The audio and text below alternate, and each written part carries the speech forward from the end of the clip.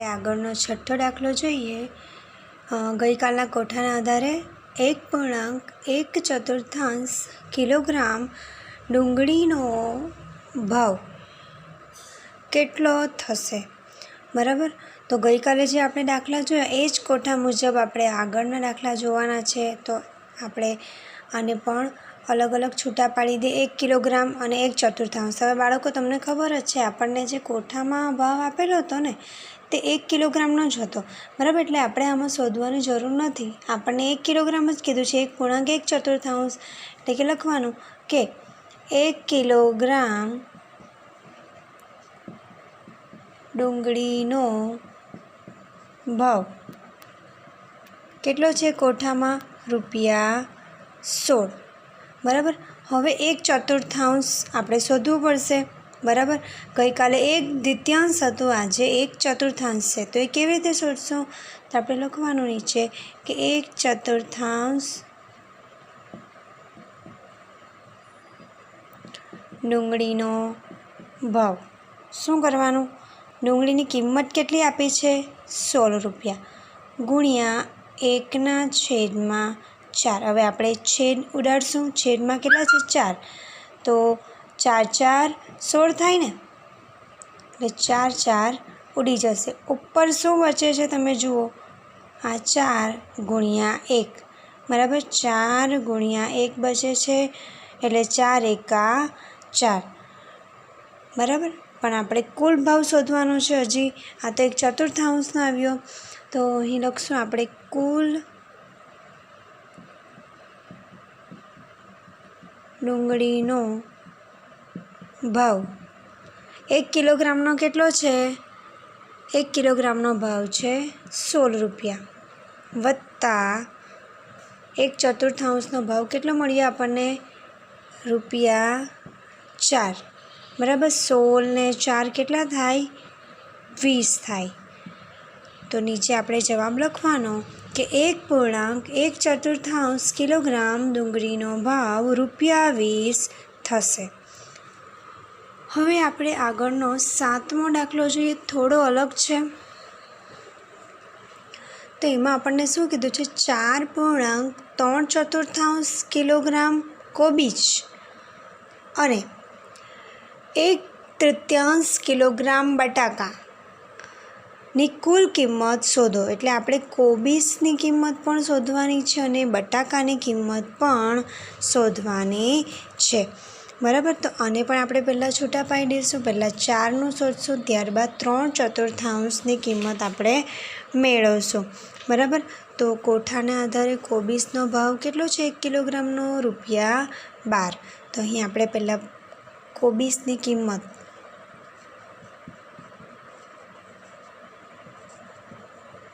અથવા તો કોબીજનો ભાવ લખશું. અહીં આપણે પદ લગાવવું પડે. 1 કિલોગ્રામ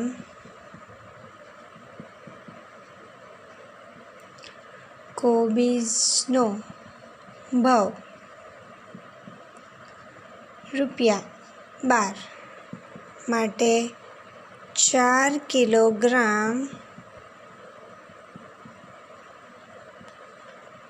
કોબીજનો ભાવ કેટલો થશે? બરાબર. શું કરવાનું આપણે? 12 ગુણ્યા ₹12 ગુણ્યા 4 કિલોગ્રામ. ચલો.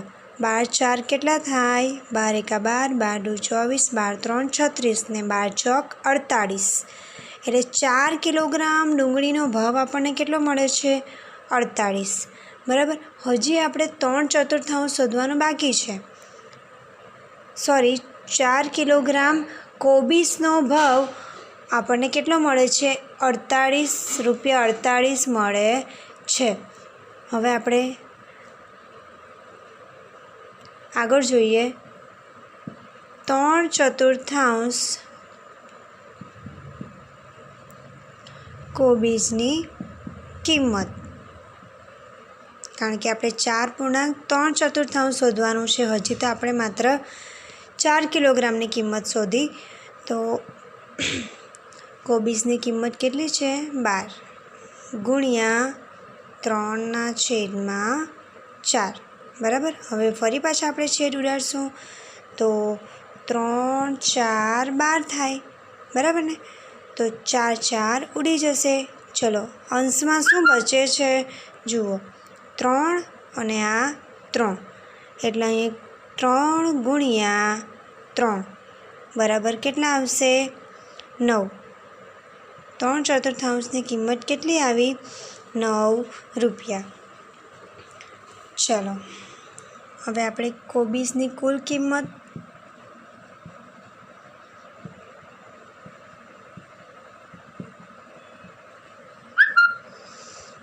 કેટલી આવશે 48 રૂપિયા 48 વત્તા 3/4 કિંમત રૂપિયા 9 બરાબર. ચાલો 8 ને 9 કેટલા થાય 17. 17 7 વધી પડી 1 4 ને 1 5 એટલે રૂપિયા 57 4.3/4 કોબીજની કિંમત મળી. હજી આપણો દાખલો પૂરો થતો નથી. હજી આપણે 1/3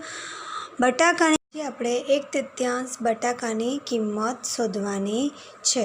તો અહીં આપણે લખવાનું કે બટાકાનો ભાવ 1/3 બટાકાનો ભાવ બરાબર બટાકાનો ભાવ કોઠાના આધારે કેટલો છે ₹15. તો ₹15 ગુણ્યા 1/3 મેં લખેલું છે અને 15 કયા ઘડિયામાં આવશે 3 5 15 એટલે આપણે છેદ ઉઠશે 3 3 જાય ઉપર શું બચે છે આ 5 અને ગુણ્યા 1 એટલે 5 એકા 5 રૂપિયા 5 1/3 બટાકાનો ભાવ.